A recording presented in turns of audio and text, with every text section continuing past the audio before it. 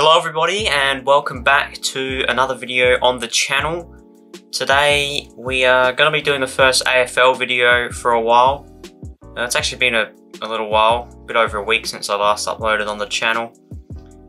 So yeah, first time back in this chair for a little while. Today we're going to be going through my AFL fantasy team.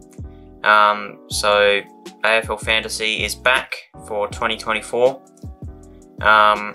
The player prices are out and you're able to select teams again. This is my second year doing it. Last year was my first. I can't remember where I placed, to be honest. Let's just go check that now. Alright, so I ended up finishing in position overall 48,501. I was at one stage 885 in Australia, but then it was all downhill from there. Anyway, back to the task at hand, which is going through my starting team for 2024. Obviously subject to much change. My team name is the Lesser Flogs, because why not? I was going to do the Flogs, but that was already taken, so the Lesser Flogs it is. Rightio, so kicking things off with the defenders. I've started things off with Nick Dacos. Obviously, he was an absolute superstar last year. Was in just about everyone's fantasy team. I didn't start with him for some reason last year, which ended up being a bit of a mistake. Now, his price did drop a little bit towards the end of the season when he copped a few tags and then eventually an injury. So hopefully that means that he still has a bit of upside to him. I think he certainly does. Then moving on to James Sicily. Originally I was tossing up between having Dacos or Sicily in my team. Eventually I found a way to have both of them in. Sicily last year was very good, and the year before that. Yeah, I think that James Sicily is definitely, I think he's still got a bit of upside to him, probably less so than Dacos, so if I do end up needing to choose between the one of them, I probably am going to go with Dacos. So those two, 22% of teams have Sicily, and then something like 56, nearly 57% of teams have Nick Dacos. So they're two pretty popular choices. This one, however, isn't. Less than 1% have him. Mitchell Hinge. I think he has got a lot of upside to him. He was quite regularly scoring 100 fantasy points in the second half of the year. So I think the price of 683,000 for him is very cheap. So yeah, for now anyway, I'm going to have him in my team as a bit of a unique option. And unless he gets injured or something before the start of the season, I reckon I'm probably going to stick with him, because I think,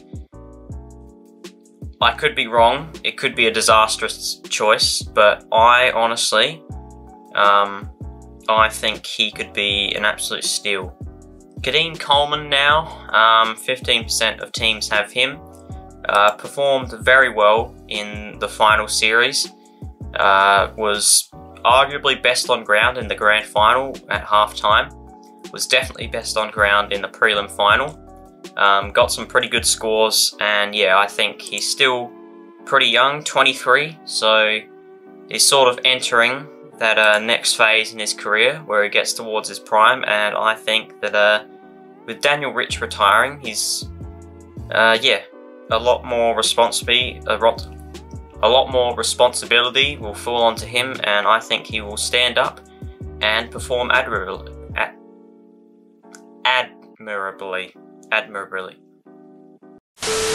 So what have we got up next? Zach Williams obviously missed all of 2023 with injury, which means his price has dropped a bit. In his prime, he was averaging like 90 points a game.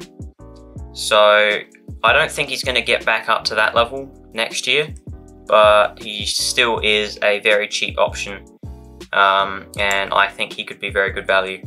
Daniel Curtin, first of the rookies, a lot of people have him in their team, rightfully so. defender, midfielder. Yeah, I think that I don't really know a whole lot about him, but I'm just gonna go with what everyone else says. He was picked at, what, pick 8, I think, in the draft. So clearly has a lot of talent. Alright, now moving on to the midfield. Tom Green first up. Yeah, he was obviously, it was a breakout season for him last year. And I think that he can potentially play even better next year. Yeah, he's obviously a ball magnet, a contested ball winning machine, and consistently scores very well. Zach Butters, I'm actually surprised he's this cheap, because he was scoring very high quite consistently at one stage in the season through that middle part.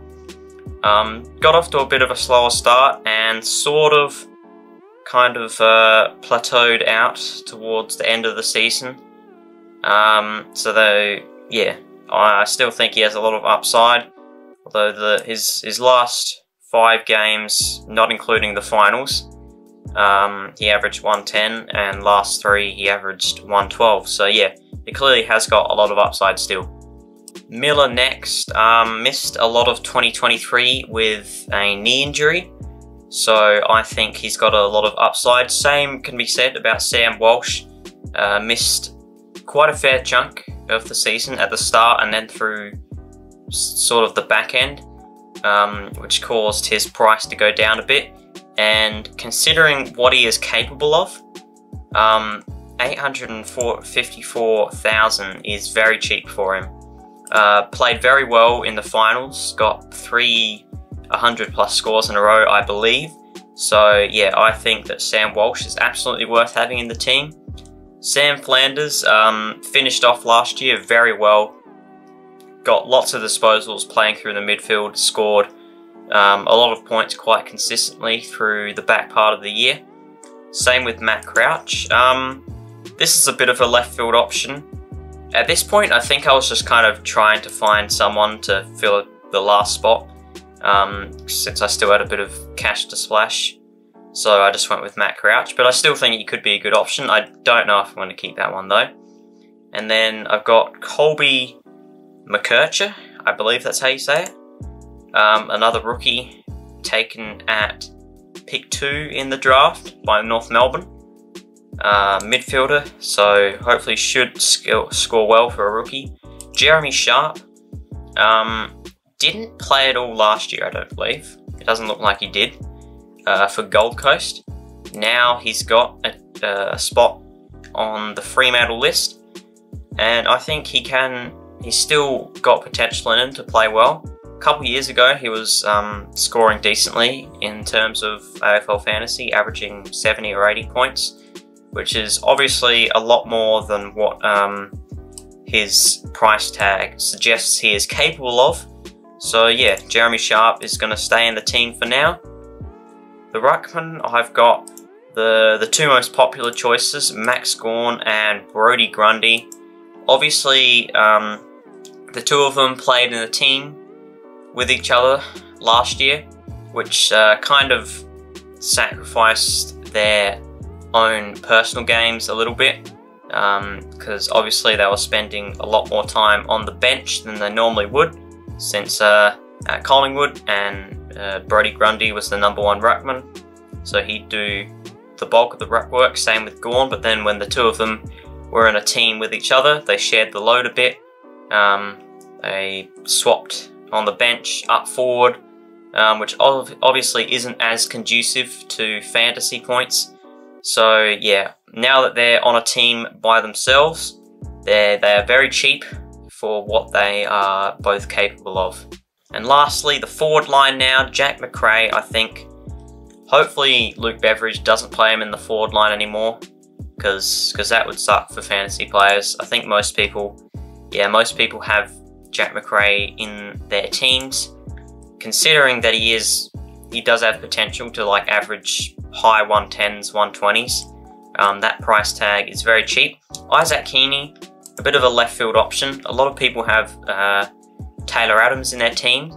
However, I think Adams is going to play more of a forward line role, and Heaney is going to be put into pretty much a full-time midfielder role. So that's why I've gone with Heaney instead of Taylor Adams.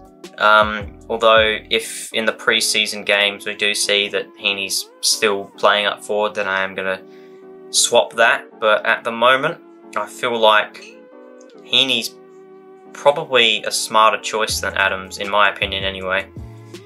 James Jordan was the sub a lot last year, which caused his average to go down. I don't think he'll be the sub at Sydney though, which is why I've got him in the team.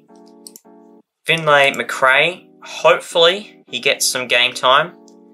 If we get closer to the start of the season and it doesn't look like he's going to be selected, or he's going to be selected as a sub, then I'm not going to have him in my team. But for now, I think he could be good value. Harley Reid, if you don't have him in your team, I don't know what you're doing. Obviously the #1 pick, which means he is the default $300,000. But obviously he's capable of scoring a lot more than that, especially since he is apparently the prodigy, the greatest #1 pick of all time. I don't know if that's going to be the case, but even if he's not, then he still should score very well. And then Zane Dersma obviously was the other early pick for North Melbourne. The bench, I don't think there's really anything to go over with the bench. Half of these players I'm probably not going to keep.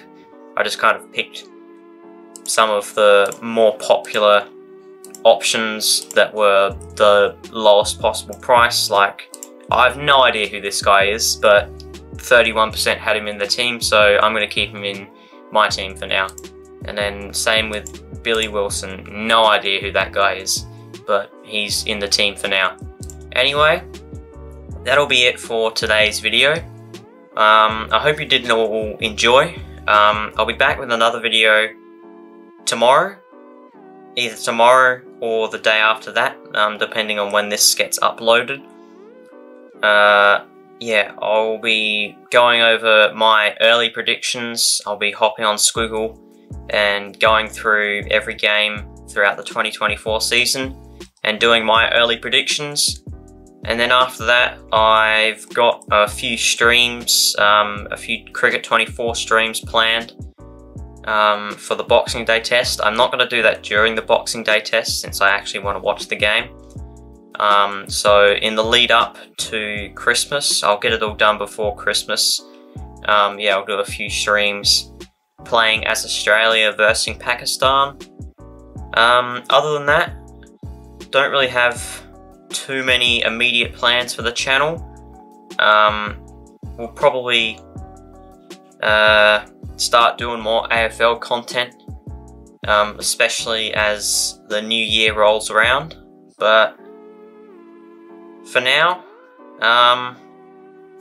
hope you did enjoy the video, and I'll see you on the next one. Bye.